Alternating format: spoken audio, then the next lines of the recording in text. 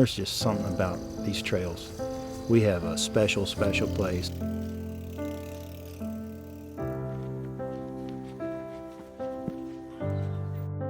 There's a lot of economic surveys and things talking about the health and wellness benefits of trails. And I don't need an economist to tell me that trails are good for the economy. I saw when Greensboro had 3 bike shops and then went to 7. I've seen how people have gone from being overweight and on high blood pressure medicine to losing the weight because they're out doing activity.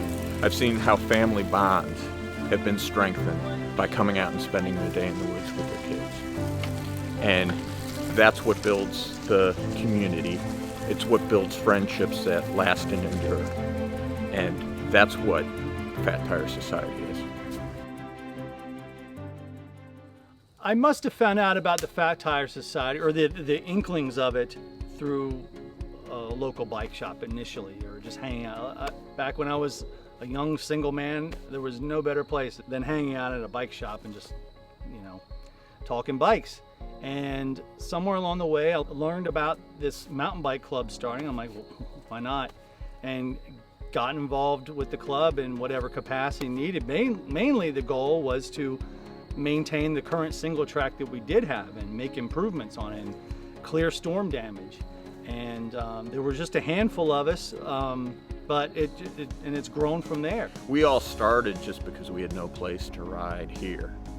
And I can really say initially it's just, I wanted to build some trail because I couldn't stand not having a place to ride. We'd meet up at Lewis Recreation Center over near Country Park. And it was fun. A lot of people would show up and kind of be like, what is this all about? I ride a bike, I ride it in the dirt. Yeah, I'll get on board. So we had a small membership fee that went into doing the newsletter and the postage and taking care of some of the trails. And I actually had a wild idea. I was like, let's get the shops on board so we can build awareness to the shop. So I sold ad space in a one-fold newsletter. And they would offer a small discount or a small something to folks that would come in and if they're members of the Fat Tire Society. And just had a blast. Never do you, at the time you're working on something, think, well, what is the successive impact going to be across generations?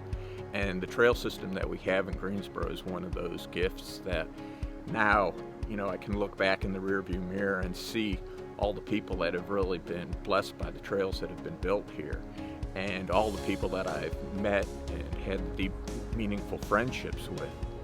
And, it's just really amazing how quickly 25 years can go by. I think the thing about the club that made it special was that you had folks that were from all different walks. Okay, we had med students, we had engineers, we had mechanics, we had salespeople, insurance folks. I mean, just anybody and everybody. And the one common denominator everybody had was the bikes. The one thing about the group that's really, it still impacts today is the relationships. And that was the biggest goal of the club, was to build relationships with other people and get the word out that we can be responsible. In the late 90s, I was told no to putting in a trail that you now ride and enjoy called Shady Side. I was told in 2001 that we could not build a trail that you now ride and know is Blue Heron. And we had a lot of problems on the trail that were right here at Kingfisher. We had opposition that we had to overcome. And so a lot of times there's a no. And we as a club persevered that meant no, not now.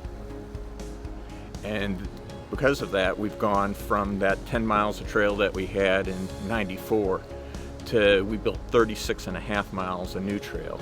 We're wrapping around these lakes and we still have more to go. And there's a lot more on the horizon that I'm glad to be a part of.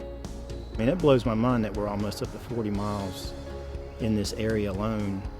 And, there's not a lot of places that have that. And I owe it to the club. I really do. I think that's when the idea started and it just bloomed and bloomed. It's like a rock in a pond. Those ripples just built. And now we're seeing, that next generation come in, and I say that as an old guy and as a parent. I got a 19-year-old, and they get it, that we wouldn't have this unless someone actually got together and did something about it. The advice I have to people is to dream, plan, and do it. And if you do those things and have a sense of persistence, patience, it'll unfold. When you share the need and provide people an opportunity, the community will help step up to make it happen. And I think that as long as we continue along that vein, the next 25 years of the Fat Tire Society will only be better than the past 25 have been, and that says a lot.